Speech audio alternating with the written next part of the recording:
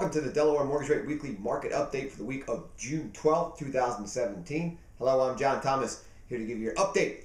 Well, last week mortgage rates did drift higher. If you take a look at the bond chart on the screen, you can see that mortgage rates have been rallying higher since the beginning of May, but we hit this tough ceiling of resistance after we broke through the 200-day moving average. You can see there in the bottom of that trading channel we're on now, and we've been stopped at the top. So we're in this tight trading channel, fighting to stay above the 200-day moving average. If it breaks below 200-day moving average, that would be a bad sign, because you can see we got a long way to run down on the chart. There's a tough overhead ceiling resistance. It's going to take a lot to bust through that to move interest rates lower.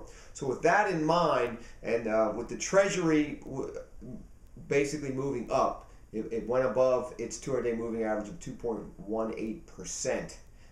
So when the Treasury goes up, mortgage bonds go down, which means interest rates go up. So if Treasuries go up, typically interest rates go up. So with the Treasury going above its 200-day moving average, closing above 2.18, that's not a good sign. With mortgage bonds drifting lower and hovering right at the 200-day moving average, that's not a good sign. So we're going to recommend going ahead and locking your mortgage interest rate. Take advantage of the lowest rate we've seen all year, actually in about 7 months.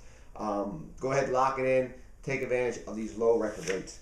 Now, if we look at mortgage rates and the difference of mortgage rates since the 80s, if you look there on the screen, 1985 average rate was 12.22%.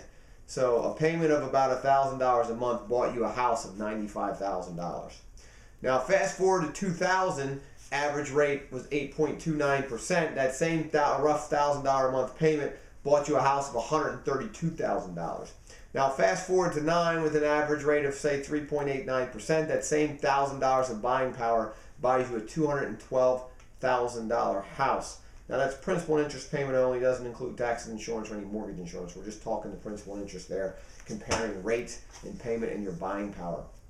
So what that means for you as a consumer is get out there and buy a home.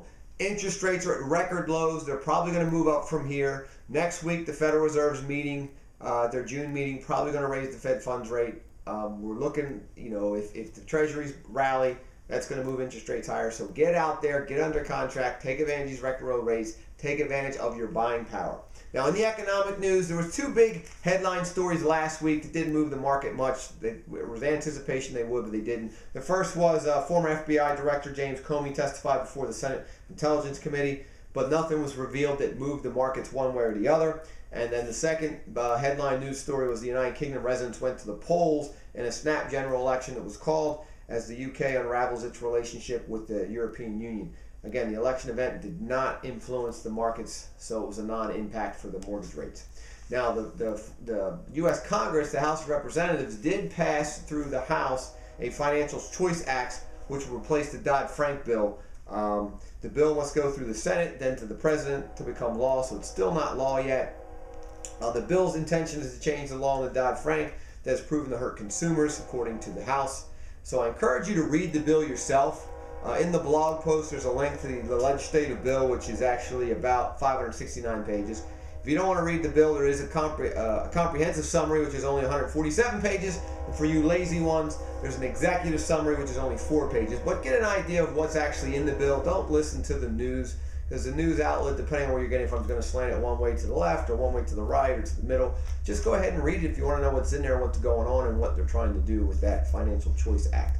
And then we saw China pop their head in the news as well. China announced that they're prepared to start investing in U.S. Treasuries and increase its current holdings under the right circumstances. So China officials said the U.S. Treasury is becoming more attractive than other sovereign debt as the Chinese currency, which is the yuan, becomes more stable.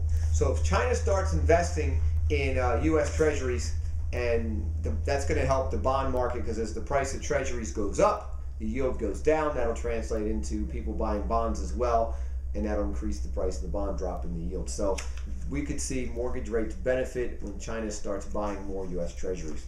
Now, the Federal Reserve, as I said earlier, is meeting next week, and they're on Tuesday and Wednesday, and they're expected to raise the Fed funds rate 0.25% to bring it to 1.25%. Now, that affects short-term lending rates like your credit card, anything that's adjustable. So if you have a home equity line of credit or a HELOC, that is going to go up by 0.25%.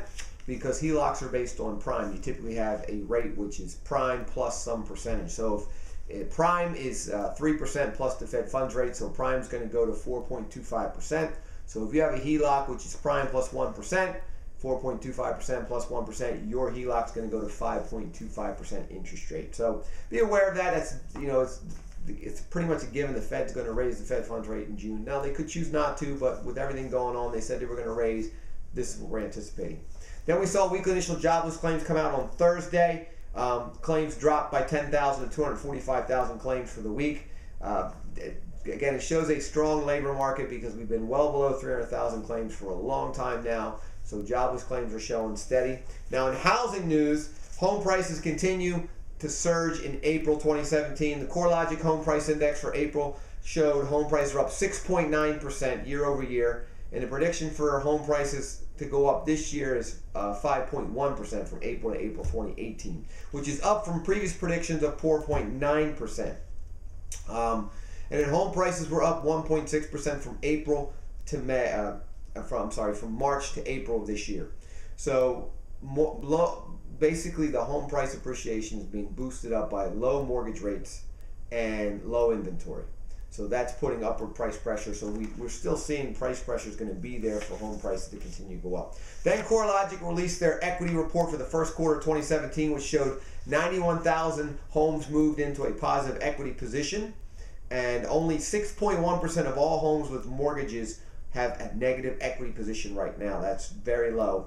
And if home prices appreciate another 5%, then another 600,000 homes will gain equity.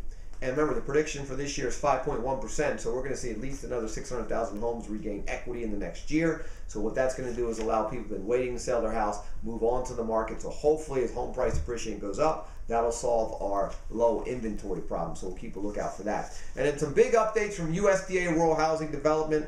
They made some changes to their property appraisal requirements for rural loan program. So some good news there. They're finally allowing escrow repairs on USDA loans prior to closing. So what will happen is as long as the home is habitatable, if there's escrow repairs less than 10,000, the lender can escrow for those repairs. Now the buyer has to put up the money, and then we hold the money in an escrow account, and they have to be completed within 10 days after closing. So that's huge. Been able to do that on conventional and FHA loans. Now you can do it on USDA loans. USDA has extended the age of acceptable appraisals to 150 days. So right now, if you get an appraisal for USDA, it was only good for 120 days. Now it's going to be 150. Same thing for water test results. They currently were 120 days. Now they're going to be extended to be good for 150 days. And then another thing is cisterns will now be an acceptable water source for a home under USDA, whereas previously they were not. Now, in the local news, the next first-time homebuyer seminar is coming up this Saturday, June 17th from 10 a.m. to noon in Newark, Delaware at the Christiana Hilton Hotel.